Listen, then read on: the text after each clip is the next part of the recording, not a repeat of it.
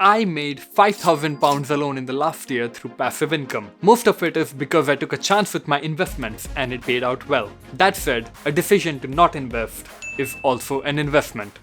Although not the worst one, but still far from the best. Hello friends, I'm a junior doctor in the UK and I recently moved to this country to work in the NHS. And in this video, I'm going to share a few actionable pieces of advice that I follow which have helped me increase my salary or income by £5,000 in the last year. That's almost 2 extra months of working in the NHS than I have actually worked. And that too without taking on any extra work. So as you already know, I've just started working and earning in the UK.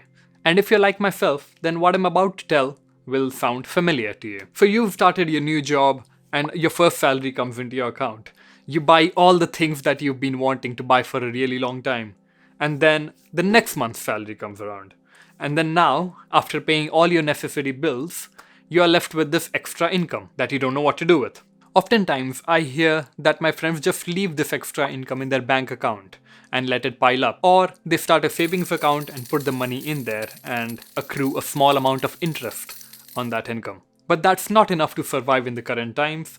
The house prices are rising, everything is getting more expensive, healthcare is now going private, it is, and a lot more things that you really want to buy are just exceedingly increasing in value. However, your salary is not keeping up, and that's why the junior doctors are striking, for example. So you gotta take smart decisions with your money to get truly rich. But then again, as a legal notice, my aim with this video is not to make this some get-rich-quick scheme, or this is not even a follow my exact footsteps to the letter guide. By the end of this video, I aim to show you my mindset and the wisdom that I have learned to help me manage this new thing that has just landed in my hand called money. And hopefully, as we go over these ideas, mindsets, resources, you can take back at least some of the concepts that we discuss here and implement them in your own life. Now I'm breaking the video down into sections with chapters, so feel free to skip around based on your knowledge, but what I'm essentially trying to achieve is to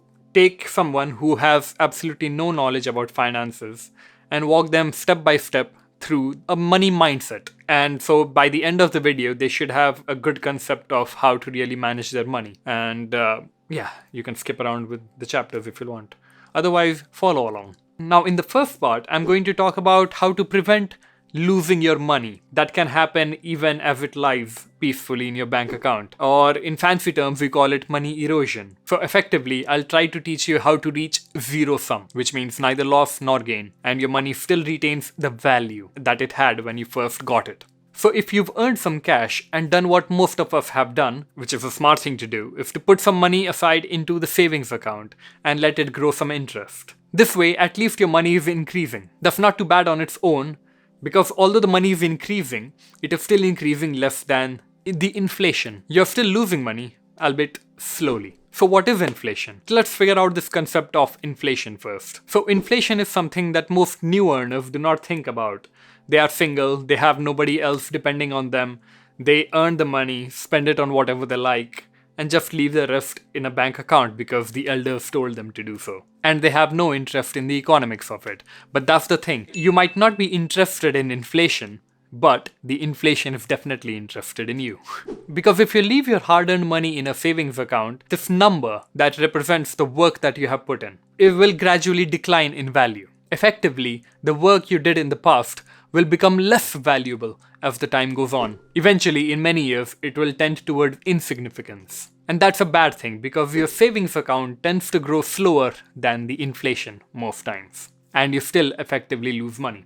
However, the work you put in to earn the money, the value that your work provided, did not lose any value at all. Now let's see inflation in action. So let's say you have £1 in your bank account and it earns 1% interest rate over a year. And a bottle of Pepsi at the same time costs £1. Now by the end of the year, when you go back and have a look at your bank account, your £1 will have become £1.01. That is, it earned 1% interest. However, when you go to buy Pepsi, now the Pepsi will cost £1.1. So that's 10 pence increase from the initial price. So the Pepsi increased by 10 pence, but your income only increased by 1 pence. Which means the value of money that you earned initially has now declined in value. So the £1 that you earned in the start have now lost its value, as it could buy a bottle of Pepsi earlier, but at the end of the year, it's not able to do even that. This is called inflation. So, in the UK and in almost every country around the world, inflation is something that's calculated on a regular basis. How they do it? The government, they go out to the supermarkets and they look at price of essential items which the people in the world or in the country tend to buy more of. So for example, the UK government tends to look at the things which UK population tends to buy more. They go frequently to the supermarket, calculate the price of these things together, and they do some math and they come up with this number called consumer price index. Now, they take this index and they compare it to the previous index that they calculated a while ago. Let's say a month ago, a year ago, and they come to the final difference. And they say that is the inflation or the consumer price inflation of the products. In short, they just call it inflation. The gotcha with this is, in case they say the inflation has come down. Earlier, last month, the inflation was 5%, but this month, the inflation is 3%. So the inflation has come down. And they make it sound like, yeah, it's a good deal, the government is doing great, we are cutting down on inflation. The catch still is that earlier, everything was increasing at 5% rate. Even though now it has come down to 3%, everything is still increasing at a 3% rate. So nothing is getting any cheaper. It's just getting costlier, slower. So that was inflation in action. Now the other tip that I follow is strictly no gambling, no lottery. This whole scene of gambling and lottery is so prevalent in the UK. Literally every shop front has a section dedicated to lottery tickets that you can buy from the shop. It's literally next to the chewing gums, etc. at the till. The problem with lottery is the government does not tax it. Gambling money, any lottery, the income that you make is not taxed at all. And in fact, it's so common here that even the shop that we have in our hospital has gambling tickets. Not gambling tickets, lottery tickets. Pretty much the same. So that's one thing that I aim to strictly avoid, because the chances of winning a lottery or gambling are so slim, and the whole system is designed to be against you to such an extent that you are more likely to have a bigger, success with starting a YouTube channel, for example. And you cannot run away from the Pareto's 80-20 principle even here. If you are not going to put any work into buying a lottery ticket, literally anybody else can also be competing with you and also buying a lottery ticket. However, if you are going to put in some work somewhere, the number of people who are actually going to put the same amount of work will be less. So the less work you put, the less likely you are to win. The more work you put, the more likely you are to win. So starting a YouTube channel, for example, is a far more sure shot growth than you can actually get from buying a lottery ticket. So strictly no gambling. Next bit of advice I follow, and this is pretty easy one, is to have a savings account, and not just any savings account.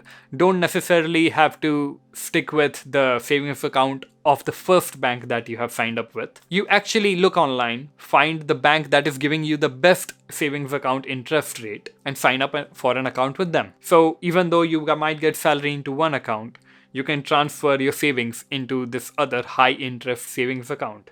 At least in that way, you are surely to grow your money to some extent and catch up to inflation. Next bit of money making advice I always give is to not stop investing in your pension. So as NHS employees, we are all given an NHS pension that we can put in money into regularly. And so when we put money into that regularly, first of all, that money is tax free. So we don't have to pay any tax on it. Second, our employer also contributes some amount of money based on your whatever money you put in. They also contribute a percentage of that into your account as well. And eventually down the line, it will all come back to you because it's a pension that you are contributing into. I go into much more detail about this whole income and pension in another video that I have made about how much money I made in the past year. And link will be in the description for that. Next quick tip is to get a blue light card. Now, what is a blue light card? Blue light is basically any emergency services that have blue lights on top that spin as they zoom past through the traffic to reach somebody in emergency, or provide medical aid, or put out fires, or even police. So all of this, they have a blue light, right? So hence the name blue light card. Blue light card is basically an incentive scheme where you get a membership for £5. The card lasts for 2 years, and then they have countless discounts on various products. So, for example, the Samsung tablet that I bought, I got it at an employee rate just because I had membership of the blue light card, and that £5 has more than enough paid for itself by just a single purchase. Not to mention, there is also the NHS discount that you can avail, although I have not seen much success with it. Just walk up to any shop or restaurant and ask if they can give you some discount based on the fact that you are an NHS employee. Now, the next bit of advice is slightly different but absolutely essential. Learn driving as fast as you can when you come to UK, because moving from place to place is one of the biggest hurdles that you're going to face when you come to this country. Although there is excellent bit of public transportation in this country, being able to drive unlocks endless opportunities. Not to mention, getting into GP training itself kind of requires you to have a driving license, because you will be doing home visits and seeing patients at their home. So you wouldn't want to be leaving this up till the last moment. Now with this next step, I want to refresh a new sense of purpose in you for making more money. And that is, what would you like to do with money later on? You might like to buy a new house, a better house, a bigger one. Go to a website like rightmove.co.uk and check out your dream house. Look at how much it costs. Now scroll to the bottom of the page and see how much money you can put up upfront and how much money you will need to take out as a loan. Now see how much you will need to pay in every month to pay off the mortgage or the home loan. Now see how much work lies ahead of you. If that doesn't get you driven to earn more, then I don't know what will. We'll come back to this. Now in the second part is where things get interesting. I want you to learn about ISA, or Individual Savings Account. Individual Savings Account, or ISAs, are a government scheme where the government allows you to invest £20,000 of money over the course of one financial year into a couple of things which they say will not cost you any tax if you make any profit on them. So ISAs have 4 different categories into which you can put money.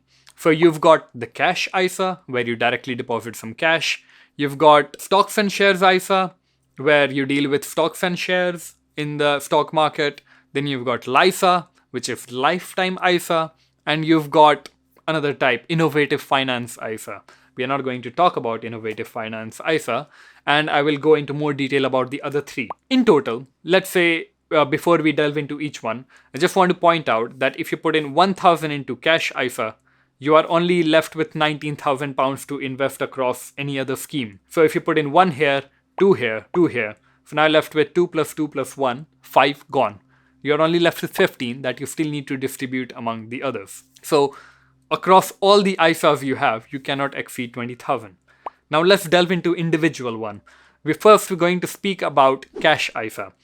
It's literally just a savings account. No matter how much interest you earn on this savings account, as long as it's called a cash ISA, it will not be taxed. If you earn a certain amount of interest on any other savings account, that money is still taxable, but not any money that is invested in an ISA. So that's first. Second, we speak about LISA, which is lifetime ISA. In this, you are allowed a maximum of £4,000. So if you do manage to put in all 4,000, you'll still be left with 16,000 to invest elsewhere. With this £4,000, how much ever money you decide to put in, let's say, even though they say you can put in a maximum 4,000, you only go ahead and put in 1,000. What they do is, how much ever money you put in, they will add 25% of that into your account immediately. No, it takes about a month or 2. If you put in 4,000, they will put in 1,000. If you put 1,000, they put in 250. You get the gist. Now here's the catch. Because this is zero risk and full-on reward, the government has restricted you to only do certain things with the LISA. Either you can use this money to buy your first house only, or you can use this money to retire at the age of 60, you can get it. Or if in case you are having a terminal condition, then you can claim your money. Apart from this, if you want your money out of LISA for any reason whatsoever, the government will charge you 25% of the new money as fine. So let's say you put in 1,000, the government added 250. Now the total amount in your LISA is 1,250. You decide, I'm not going to bother with a house, I'm retiring too much in the future, and I just want my money. You decide to take it all out. The government will charge you 25% of 1,250. which comes up to £312. So effectively, you will get back less money than what you put in. So you need to be really careful with what you decide to make use of with a LIFA money. Now, we come to the most interesting, the stocks and shares ISA. In this category, this is where I have made most of my income. In the previous financial year, I invested in a stock which doubled. So I got £1,000 from there. Then this year, I have invested quite a bit of my salary into stocks and shares, and they have also gained significant amount of value, which is where I have made most of my income. So stocks and shares is just like you using a broker to trade in stocks and shares. And if the broker has an ISA option, that is where your money should go initially. You need to learn a little bit about the stock market to make good decisions. But long story short, if you are able to do your research adequately and put in money in the right place, you are going to earn so much more than what you would have gotten from any other means. So anytime you are going to take a risk of earning so much more, it doesn't sound like a risk. The con is that it might also go down that much more. So because you're taking bigger risk, the reward tends to be bigger. A savings account is a fail-safe. You put in money, you can always get that money back. And so low risk, low reward. They'll only reward you with 1 or 2%. But stocks and shares, you're taking a bigger risk because your money can reduce. The reward, because the stock market can go up quite significantly. Like in my case, last year it went up 100% for my one stock, and I literally doubled my money. The reward can be far greater. Of course, the 2008 financial crisis, etc. are example of when things can go horribly wrong. So you need to balance out how much money you are ready to lose in the short term and how much money you absolutely need to keep going. Put some in the savings account, savings ISA, and put others in the stocks and shares ISA and balance it all.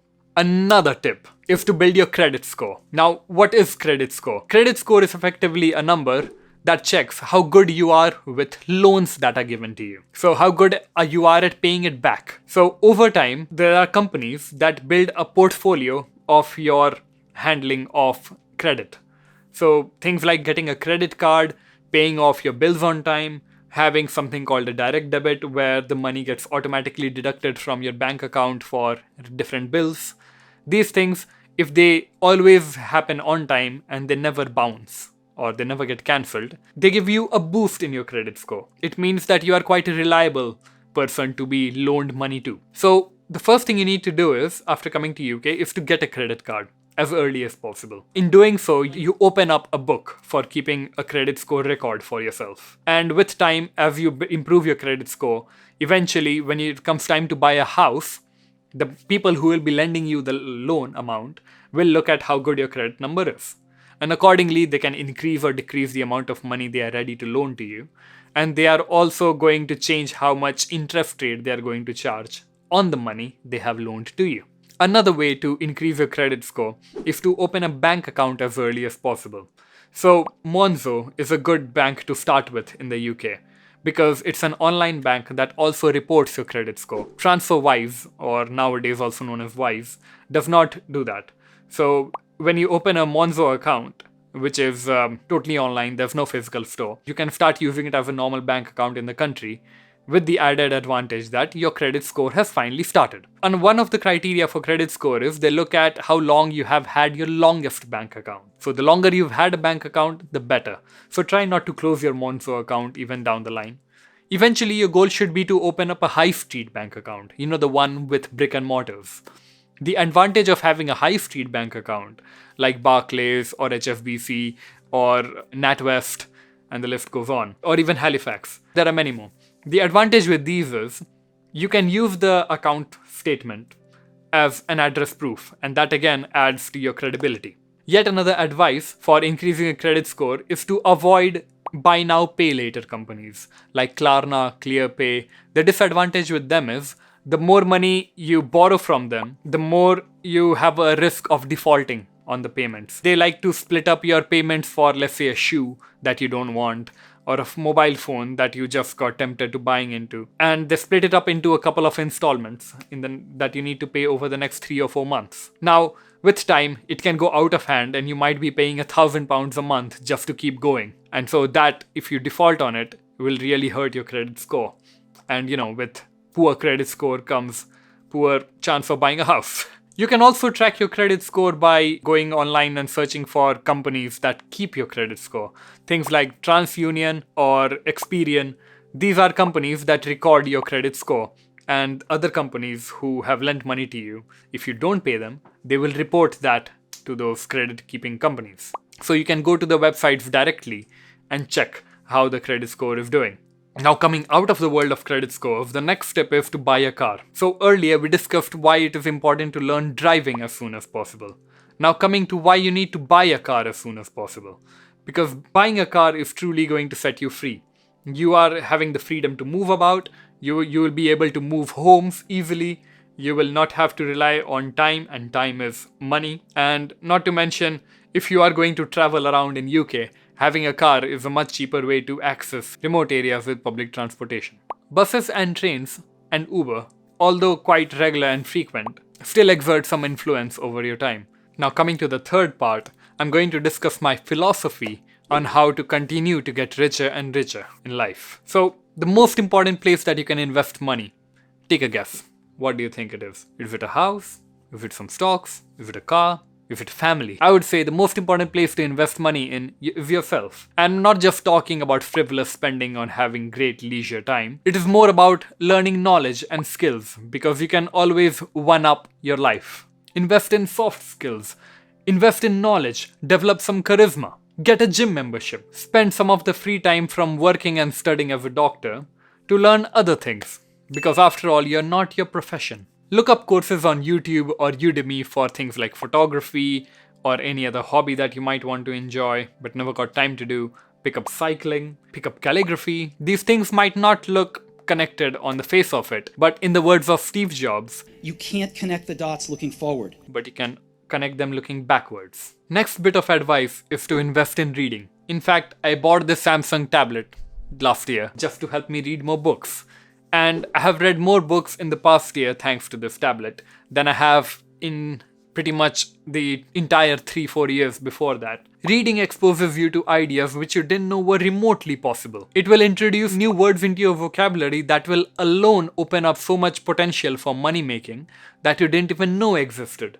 Look up Bader-Meinhof phenomena, or also known as the frequency illusion. As a bonus, to speed up your reading, I would say listen to the audiobook on your runs or your walks to work. And after you've heard the audiobook once, then you can come back to the book, and it will really speed up your comprehension of what you are reading even more. And so you can churn through your books faster. Now the next bit of advice is to buy a house. In the UK, unlike in other places, a cost of a house that you pay every month for your home loan is roughly the same as the rent. So neither of which are higher or lower. I have known people who have always been like, I'm never going to buy a house, I'm just going to pay rent every month, and whenever I want to move, I'll happily move. And that does not work quite well in an economy like the UK. And this is where your LIFA will come for the most use, to put money into buying a first house. There are of course countless other advantages of buying a house, like having a peace of mind, and those things are outside of the scope of this video. But buying a house is an essential goal every young person should have. Next bit of advice that has helped me really succeed is showing my work. So you might be wondering, what exactly does showing your work mean? It means whatever you are learning, and I know you're always learning, you have to try to teach the person who is just 1 or 2 steps behind you. And so when you make a video, for example, to teach somebody who is just 1 or 2 steps behind you, like I am making this video for you, you will be able to put your own content out. And in that way, you will also be showing your work and effectively succeeding in your own way. People will reach out to you, they will comment on your videos, they will know you, and it goes on for Instagram Reels, posts, Twitter posts, whatever. Getting onto social media is one big way of showing your work. This concept alone has given me multiple psychological boosts and have helped me propel my previous video to 280,000 views in the span of few months. For example, I saw an Ali Abdal video in 2018 when he had somewhere like 800,000 subscribers. Still a big number, but that's the subscriber count he had.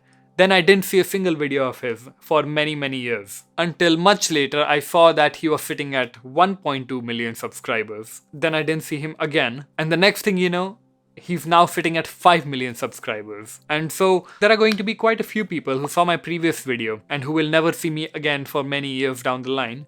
But eventually, I will come back on their feed once again if I keep showing my work. Finally, the final bit of advice that I would like to give you that has helped me build a really good philosophy with handling money is to never trade my time for money. So what does this mean? I know I am earning a salary, but that is coming at a cost of investing time. If I do any extra work, that will be me earning extra money because I did extra time. That's not the way that I would like my life to go forward.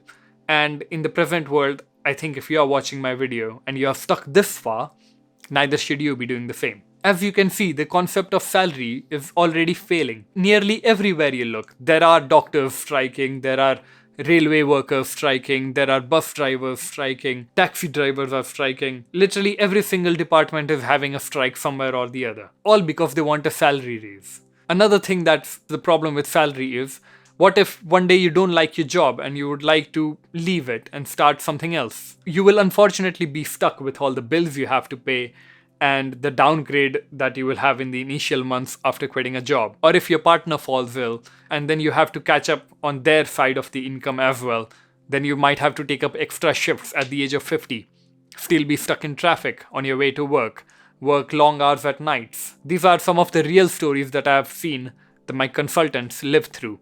They are senior medical doctors and they are still going through the life of coming in at midnight, going home at 4 in the morning, or staying over throughout the night just because they are unable to take more off time because they have the added responsibility of looking after the spouse, and this job that they're doing is the only source of income they have. And with that, we come to the end of this video. Congratulations for making it this far in your willingness to learn more about how to get rich. In this video, we discussed about initially how to build up basic understanding of money. Then we moved on to the tools that the government provides us to help us grow our money. The first 20,000 is tax-free. And afterwards, we discussed about how to really change our mindset to somebody who's really out to earn a lot more than they are being offered by the society. They're going to go out there and get it. If you want to use my referral link for the Trading 212 platform, the one that I use to do my stocks and shares, I will have linked it in the description. And if you click on that link, you and I both will get some amount of shares worth between £1 and £100 that will get us started. So here's another video if you want to check out, or feel free to browse around on my channel. Take care and I'll see you in next video.